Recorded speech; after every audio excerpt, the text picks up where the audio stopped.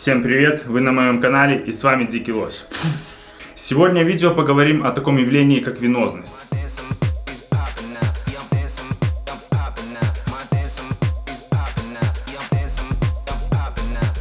Почему у кого-то она есть, у кого-то ее нет, какими способами и методами можно достичь и возможно ли ее увеличить. Я думаю, вы со мной согласитесь, что атлет с хорошо проступающими венами выглядит более эффектнее, чем атлет, у которого вены не видны. Конечно, это все сугубо индивидуально. Если одних вены пугают и они говорят: фу, какая мерзость, то другие, наоборот, стремятся в погоне за венозностью. Но профессиональные бодибилдеры не просто так стремятся за повышенной венозностью. Как на мой взгляд, хорошо проступающие вены на накачанном теле – это довольно эстетично.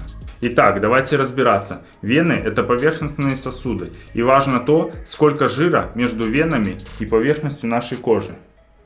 Так, для мужчин вены хорошо просматриваются с уровнем жира 10% и менее, а у женщин 20% и менее. Да, нам здесь несказанно повезло, и связано это с тем, что изначально у женщин меньше объем мышц и больше уровень жира в организме, нежели у мужчин. И пока мы не начали, черканите, пожалуйста, в комментарии, как вы относитесь к венозности. Первая и самая важная роль, видны ли у вас вены или нет, это генетика. Так, например, у эктоморфа вены будут изначально видны, просто от природы, потому что он худощав, процент жира в его организме очень низок, и, конечно, вены будут видны. Но если у вас есть вены, но нет мышц каких-то объемов, то этот человек больше похож на наркомана. Ну, лично, как по мне, у них хорошо проступают вены, да, и, как еще говорится, вены – мечта наркомана.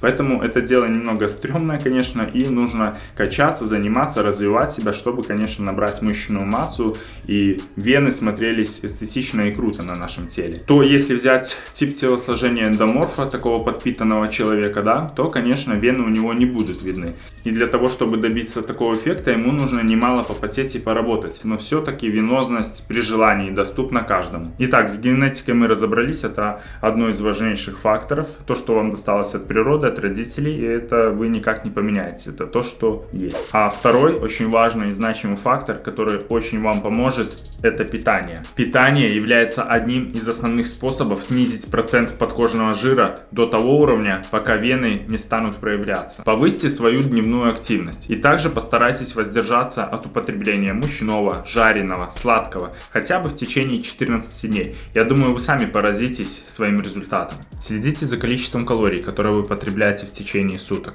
и также за качеством пищи. Если количество калорий необходимо снизить, то делайте это плавно и постепенно, начиная от 300-500 калорий в сутки. Третье. Фактор, который влияет на нашу венозность, это внешняя среда. Наверняка вы замечали, что летом вены лучше проступают, а зимой в холод их совсем не видно. Связано как раз это с внешней температурой. Вены либо поднимаются выше к поверхности и становятся более видны, либо прячутся внутрь поглубже, чтобы поддерживать оптимальную температуру тела. И здесь, чтобы сделать свои вены более чувствительными, повысить их отклик к расширению либо сужению, отлично подойдут водные процедуры, а точнее контрастный душ. В одном из своих видео я уже рассказывал, с чего стоит начать, что это нужно делать постепенно, какую пользу он несет. Баня также отлично повлияет на чувствительность нашей венозности, поэтому можете включить в свой расслабляющий, релаксирующий день эту процедуру. Лишним точно не будет.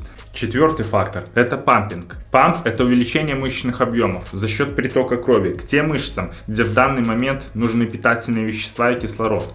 Обратите внимание, как я выгляжу сейчас и как я буду выглядеть через 2 минуты, когда я сделаю так называемый памп для себя.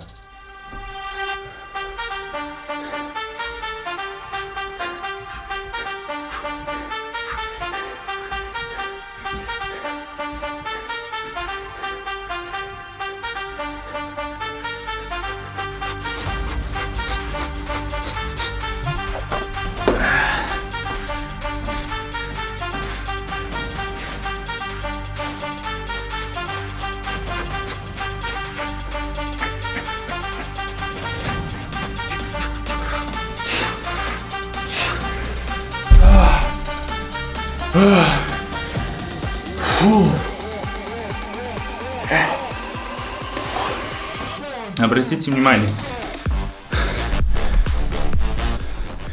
я сделал всего лишь 30 подтягиваний и 30 добивок 15-кой.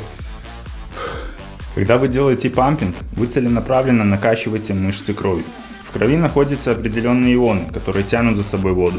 Таким образом в клетки проникает жидкость и наполняет их, увеличивая объем. Суммарно эти набухшие клетки дают нам примерно 10% к приросту объема мышц. За счет пампинга любой человек получает визуально небольшой прирост мышечной массы. Пампинг достигается физическими упражнениями, а точнее многоповторным тренингом, в котором количество повторений должно быть от 15 и выше. В тренировке это выглядело примерно бы так. Если вы тренируетесь в зале, просто в конце тренировки вы делаете проходку на многоповтор, неважно, пустым грифом или еще чем-то. Здесь важно именно количество повторений, максимально. Вы просто можете взять пустой гриф и пожать его от груди 100 раз, к примеру. Но вы должны делать все это на максимум, вы должны чувствовать жжение в вашем теле, и вы не ставите гриф, вы все равно еще жмете до тех пор, пока этот 20-килограммовый гриф не станет для вас как будто штанга 100 килограмм, когда вы вообще не можете его выжать. Вот это и есть многоповторный тренинг, именно вот это жжение, которое нам и нужно, которое просто будет прожигать весь этот жир изнутри как будто. Подтягивание — это, конечно же, базовое упражнение, но лично я использую его для пампинга, потому что количество повторений у меня прилично, и я это упражнение особо не чувствую. Во всем остальном вы можете использовать для пампинга спортивный инвентарь. Длинные гантели, гири, штанги. Примерно 20-25% от вашего собственного веса, я думаю, для пампинга будет отлично.